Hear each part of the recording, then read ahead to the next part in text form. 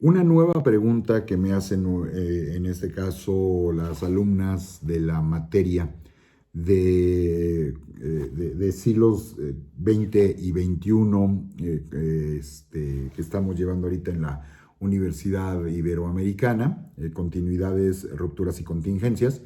Hay una nueva pregunta que hace en este caso Marisa, y Marisa dice que le surge una duda con los apuntes de 1945, en este caso de la parte del área internacional. La cápsula anterior que hice fue para responder una duda de la parte de México. Ahora el tema nos va al área internacional, hablando en el tiempo de la Segunda Guerra Mundial.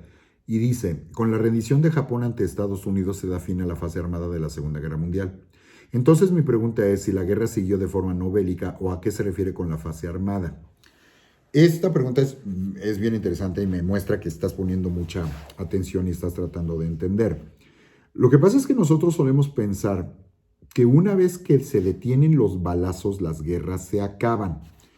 Y si tú lo ves desde la perspectiva de la diplomacia, incluso hay frases muy famosas que van a llegar a decir algunos generales de épocas incluso previas al propio Napoleón Bonaparte, o con el propio Napoleón Bonaparte, o hasta del mismo Napoleón Bonaparte, que ya sabes que es visto como el prototipo del genio militar de todos los tiempos, junto con Julio César y junto con Alejandro Magno, y que haría referencia en este caso a von Clausewitz, un general en el que pues, se trata de inspirar el propio Adolf Hitler, y que haría referencia a que la guerra es la diplomacia, pero por otros medios, ¿sí? Y que por eso también nosotros, cuando estamos abordando, para los que no conocen cómo construyo yo la revisión del conflicto de la Segunda Guerra es el episodio 3 de un conflicto que va a ser mayor, porque desde la perspectiva de la historia, estrictamente hablando, no son conflictos separados la Primera y la Segunda Guerra Mundial, y hay un periodo de 20 años intermedio que es el gancho que los mantiene unidos y que te permite entenderlos como un proceso aún mayor. Sí, entonces en este caso, la forma en la que yo lo planteo, inspirándome a mi vez en un planteamiento que hace una persona que la vivió la Segunda Guerra Mundial y la Primera Guerra Mundial y la entreguerra de motu propio, que va a ser Winston Churchill. Y Churchill va a hacer la referencia de que este proceso debe ser entendido como una guerra que duró literalmente 30 años, ¿sí? Y no como procesos separados. Y por eso en los planteamientos que yo hago en los ajustes a los temarios cuando nos lo solicitan, yo no lo manejo como algo separado, yo lo manejo como parte del mismo proceso que abre nuevas contingencias para procesos a posteriori, como en este caso va a terminar siendo ya desde otra perspectiva y lo marca como un evento diferente, pero que no se puede entender sin el proceso anterior, como va a ser la Guerra Fría. La finalización de la Segunda Guerra Mundial culmina con este proceso que viene desde 1914, la guerra en la primera, que en la etapa correspondiente, recordemos que se le identificó como la Gran Guerra, nadie sabía que iba a haber una segunda, por lo tanto no podían llamar la Primera Guerra Mundial. Lo que pasó en el periodo de entreguerras, donde se supone que ya no hay balazos, ¿sí? Por lo menos no a nivel internacional y no del nivel que van a llegar a tener en los conflictos directamente armados. Pero eso no significa que las fricciones hayan desaparecido. Y tan van a influir que lo que va a pasar en ese proceso de 1919, con la firma del Tratado de Versalles, donde los vencedores van a poner unas condiciones, pero salvajes en contra de los derrotados y específicamente en contra de los alemanes, es lo que va a gestar todo el proceso para el surgimiento del movimiento nacional socialista, del surgimiento de Hitler, del surgimiento de Mussolini, el pleito con la parte roja, sí, con el surgimiento de la nueva Unión Soviética a partir del año de 1922, el Red Scare en la reacción que se va a tener en los Estados Unidos y el área de influencia de los Estados Unidos e Inglaterra, que no significa que no haya gente que simpatice con la Unión Soviética, tanto en Estados Unidos como en Inglaterra como en Francia, ¿sí? Porque recuerden que se veía desde distintos ángulos e incluso se sabe que va a haber gente en Estados Unidos, en Inglaterra y en Francia que van a llegar a simpatizar con el movimiento de Hitler. Cuando termine el conflicto, y ahí es bien importante sobre la pregunta que nos haces, Marisa, para cuando se rinden los japoneses, y estamos hablando del mes de septiembre, cuando viene la firma de la rendición oficial, toma en cuenta que se supone que el conflicto ya se había acabado en Europa y los grandes festejos que nosotros vemos cuando se enteran ya de la muerte de Hitler, cuando viene la rendición oficial, cuando se firman los acuerdos primero de armisticio y finalmente los acuerdos de paz, y que se hace toda esta fiesta y la raca y la ve de la victoria y ya por fin alcanzamos la paz. Pues sí, la paz en Europa, pero el conflicto sigue en Japón y no se sabe para cuándo va a terminar, porque por las formas diplomáticas, por las formas políticas y hasta religiosas con las que se desenvuelven los japoneses, no se sabe exactamente cuándo se van a rendir. Ahorita nosotros sabemos que tenían informes los estadounidenses de que a más tardar para el mes de noviembre, los japoneses se iban a terminar ya rindiendo formalmente, oficialmente. Pero lo que muchos no saben, todos nos vamos con la versión gringa, ¿no? Y es con el arrojamiento de las bombas de Hiroshima y Nagasaki, ¿no? Ellas van a ayudar y van a acelerar el proceso. Pero lo que no sabemos es que si no hubieran arrojado las bombas y que hubo la probabilidad de que no las arrojaran, eso significa otro problema, los Estados Unidos y los otros grupos que están por detener a los japoneses, pues van a tener que hacer algo, con bombas y sin bombas. Pero eso implicaba un gasto extra.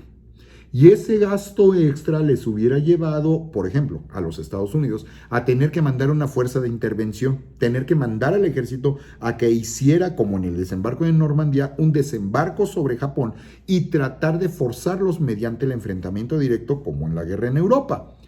La diferencia, y esa es la duda que se sigue discutiendo hasta nuestros días, es uno, ¿cuánto más les hubiera costado en dinero a los Estados Unidos poder sostener a las Fuerzas Armadas en un conflicto que, pues a lo mejor se puede extender un mes, a lo mejor se puede extender 6 meses, ¿no? Nadie lo sabe, y lo que a ellos más les va a doler. ¿Cuántos soldados estadounidenses? A ellos no les importan los soviéticos, a ellos no les importan los otros grupos aliados, a ellos les importan los de ellos. ¿Cuántos muertos tendríamos si tuviéramos que desembarcar?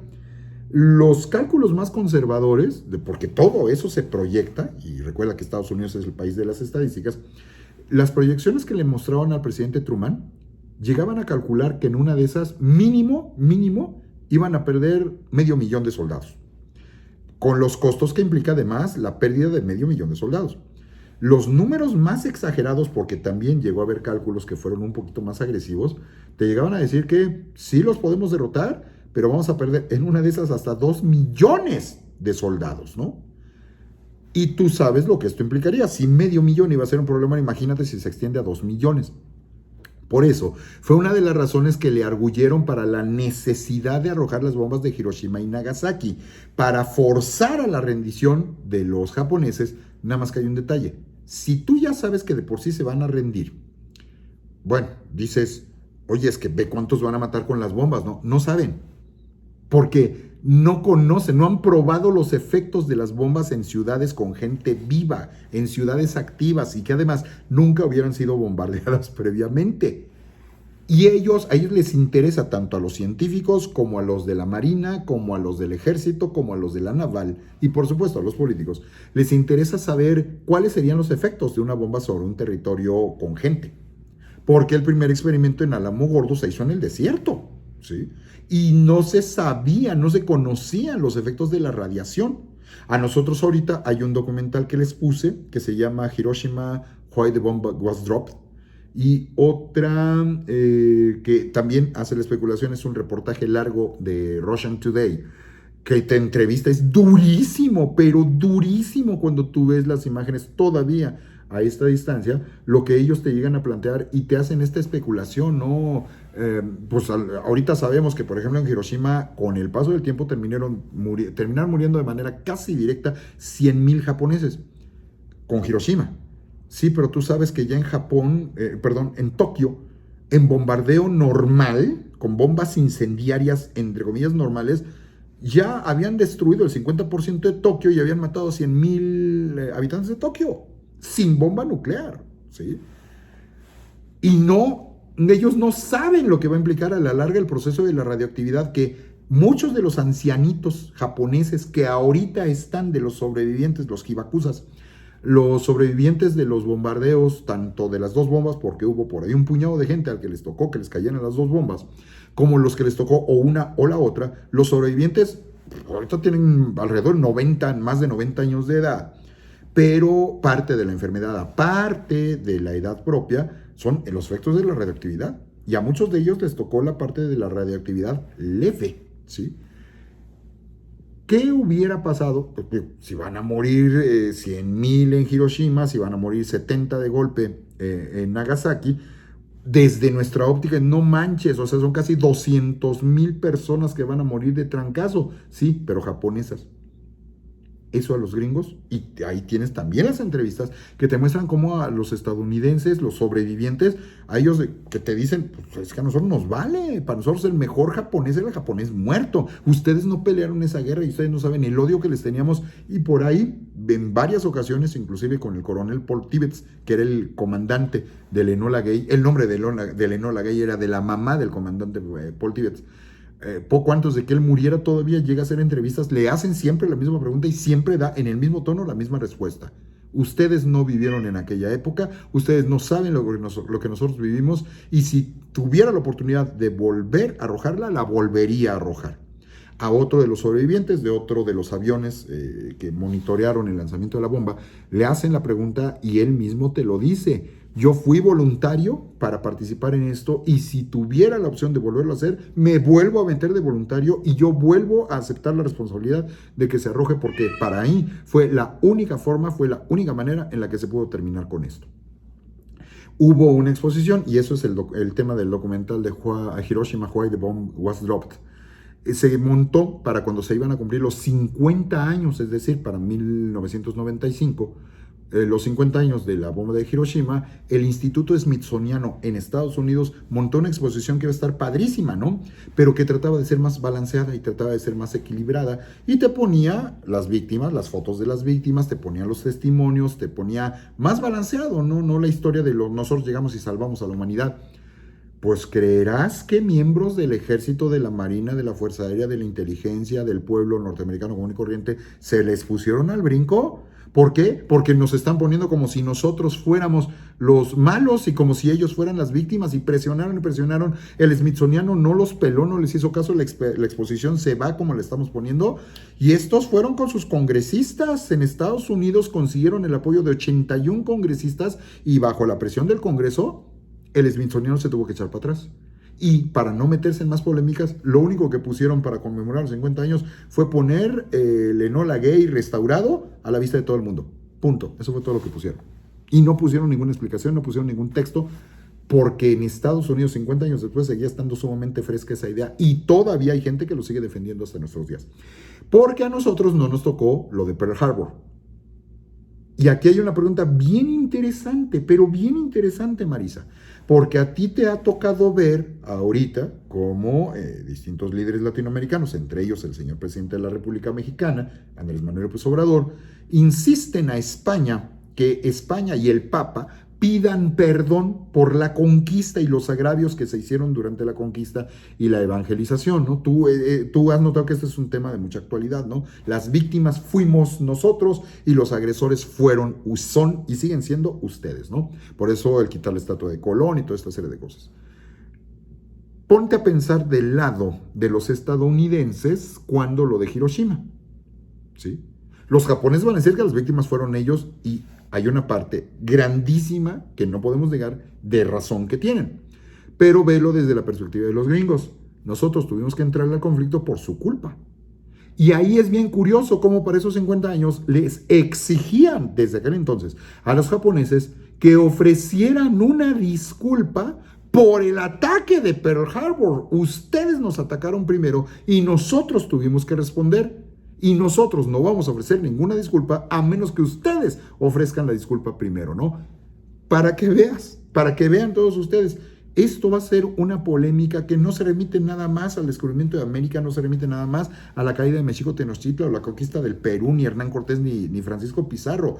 Si nos ponemos a revisarle en ese plano, imagínense históricamente todos los grupos hegemónicos, conquistadores que han existido en la historia de la humanidad en Europa, Asia y África. Nosotros hablamos nada más de los europeos, pero también los hubo en África y ni siquiera sabemos de su existencia. También los hubo en América y no lo queremos ver. Los mexicas fueron un pueblo hegemónico dominante que no les preguntaba a los habitantes de alrededor si querían cooperar. Ellos también fueron dominadores, ellos también fueron conquistadores. Los grupos mayas, esta noción del indio perfecto que se la pasa observando las estrellas y apreciando la naturaleza, pues es la idealización que el propio Miguel León Portilla, y no estoy mintiendo, ustedes lo pueden revisar, va a construir a lo largo de la década de los 50, de los 60, de los 70, respondiendo a los intereses nacionalistas del gobierno mexicano, y luego las aportaciones de gente como Carlos Fuentes con La región más transparente, ¿no? O en el caso de Octavio Paz con El laberinto de la soledad,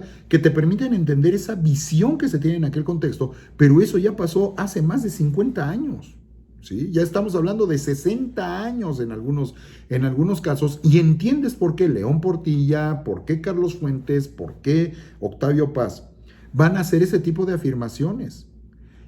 Pero la visión contemporánea ya no puede compartir ese tipo de afirmaciones y lo trata de ver desde una visión más analítica y más crítica, y por eso genera este tipo de broncas. Y tomando nuevamente la esencia de la pregunta, a ver, pues entonces ya se rindieron los japoneses, terminó la fase armada, pero entonces ¿qué significa? Que la guerra continúa. Formalmente como guerra no, a partir de que firman el Tratado de Paz. Pero las consecuencias de esa guerra los dejan en una situación delicadísima, que si no la saben manejar adecuadamente, los fracasos vuelven a empezar otra vez.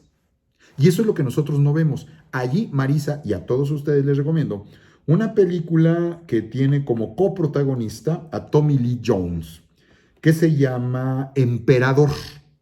Y ahí Marisa y tus compañeras y compañeros pueden apreciar claramente cuando el general Douglas MacArthur es enviado para revisar, pues a quienes vamos a colgar, ¿no? A quienes vamos a ejecutar como criminales de guerra, pero llegan a un Japón en donde son pocos los estadounidenses que están entrando, son mayoría absoluta de japoneses, y todavía la situación está muy delicada. Y la gente está enojada, y la gente está desesperada, y la gente está muerta de hambre, y la gente está desesperada. Y hay gente que ya está cuestionando la autoridad del emperador. Y si tú te vas sobre los usos y las costumbres locales y aplicas la ley externa como va, la consecuencia puede ser que aparezcan estos grupos de fanáticos que te vuelvan a hacer que truene el conflicto, olvidándose por completo del Tratado de Paz. Por eso es bien delicado. Una chispita y vuelve a tronar todo. Y ahí se van a terminar dando cuenta que va a haber gente que tiene mayores y menores niveles de responsabilidad. Nosotros estamos acostumbrados, mi gato nos quiere acompañar, nosotros estamos acostumbrados a que pues Hitler es el responsable de todo, ¿no? Mussolini es el responsable de todo. Pero la proporción de la responsabilidad, que en este caso le correspondería al emperador Hirohito, cuando te pones a analizar, pues uno, Hirohito no provocó la guerra. 2, Hirohito tiene educación en el mundo occidental. 3, hay grupos de fanáticos militares y políticos que presionaron al emperador y al pueblo japonés para que le entraran a un conflicto que ellos ni querían, ni necesitaban, ni les interesaba meterse, ¿no? Y aquí uno de los que más responsabilidad van a tener va a ser, por ejemplo, el almirante Toyo, ¿sí? Y al almirante Toyo, cuando lo llegan a detener, él trató de suicidarse, él trató de meterse un balazo en el pecho. Logran detenerlo y lo mantienen vivo, y le importa mucho al general MacArthur, es que no quiero que se me muera, no quiero que se me escape, manténganlo vivo hasta que lo enjuicien y hasta que lo colguemos. Quiero que esté vivo cuando lo colguemos. Que tú dices, no manches, ¿en qué clase de mente pasa esto? Ubica que a él lo ven como el artífice de toda la matazón que hubo, ¿sí? Y las decisiones, por ejemplo, del ataque del Pearl Harbor, en donde te das cuenta que muchos de los gringos lo que quieren es venganza. Pero, ¿dónde está la responsabilidad del emperador? Y esa es la misión que le da al personaje principal, que es un subalterno, ver cómo podemos demostrar la culpabilidad o no del emperador, y ayúdame a tomar la mejor de las decisiones. Porque si ejecutamos al emperador y no hay razones como para poder sustentar su ejecución, lo que vamos a provocar es que se vuelva a levantar el pueblo japonés, ¿sí? Y aquí ya no va a haber bombas nucleares, ni va a haber posibilidad de detenerlo. Y la última, Se menciona lo de Hiroshima y Nagasaki, pero lo que mucha gente no sabe es que ya se había firmado un acuerdo con la Unión Soviética para que empezara a invadir Japón. Una de las cosas que no nos suelen decir, me parece que 2 días después de que fue arrojada la bomba de Hiroshima o la de Nagasaki, 2 días después oficialmente los soviéticos le declaran la guerra a Japón y los van a invadir. Y el plazo para la invasión va a ser para el mes de noviembre, si no se han rendido los japoneses, por supuesto. Entonces esto es lo que a nosotros nos permite entender que si no se apuran los gringos, y ahora sí que les dan el plazo, se van a rendir, que se rindan solitos, está bien, sí, pero entonces dejas que entren los soviéticos. E imagínate una fuerza soviética que penetre en el territorio japonés y eso hubiera implicado algo similar a lo que terminó pasando con Alemania. Igual se hubiera tenido que dividir en dos Japón. Vete tú a saber si hubiera sido Japón del Este o Japón del Oeste, o Japón del Norte y Japón del Sur. Algo similar a lo que tú sabes que terminó pasando en Corea, Corea del Norte y Corea del Sur, vertiente socialista, vertiente capitalista, o lo que terminó pasando en Vietnam, ¿no? Nada más que lo hubieras tenido en Japón. Por eso les interesa mucho a los estadounidenses acelerar el proceso de rendición de Japón. Y la otra, el demostrar que tienen un garrote muy efectivo. ¿Sí? Ahora sí que la política del gran garrote, pero aplicada ya con bombas nucleares. La intención no es que se rinda Japón. La intención es decirle a los soviéticos, mira lo que tenemos, tú dices si le entras a los trancazos. ¿Sí? Por eso ahí entra la vertiente de von Clausewitz. La guerra es la diplomacia o la diplomacia, al revés, pues la guerra es la diplomacia o la diplomacia es la guerra, pero que sigue otros cauces y que sigue otros medios, ¿no? Y por eso el planteamiento, como yo les pongo, y que me da mucho gusto que hayas notado, Marisa, si la guerra sirve de una forma no bélica o a qué se refiere con lo de la fase armada, ¿no? La fase armada se puede desequilibrar, la fase armada se puede volver a romper. Y por ahí, cuando recuperaron, por ejemplo, Francia, están las famosas fotos del general Charles de Gaulle que regresa triunfante a la ciudad de París y viene caminando rodeado de gente, pero si de repente te fijas en las películas, vas a ver que hay gente que de repente alrededor anda volteando para otros lados. O de repente ves como movilización. Y si escuchas esas películas con sonido, de repente oyes así como si estuvieran tronando cohetes. No son cohetes, son balazos. Pero el general de Gaulle tiene que demostrar que él ya tiene control sobre la ciudad, cuando todavía había francotiradores, cuando oficialmente ya se rindieron las fuerzas alemanas en territorio francés, pero todavía había gente que no se quería rendir, a pesar de que ya se hubiera firmado el tratado y el acuerdo de paz, ¿no? Y eso es lo que quiero exactamente que ustedes distingan. No porque se firmó la paz significa que ya no va a haber ni un solo balazo. Y esos son los riesgos de no conocer la historia y de no saber lo que son ni las guerras ni las revoluciones de a de veras. Por eso me interesa tanto que ustedes lo conozcan. Espero que tu respuesta haya sido satisfecha, Marisa, y pues quedo al pendiente de cualquier otra pregunta que surja.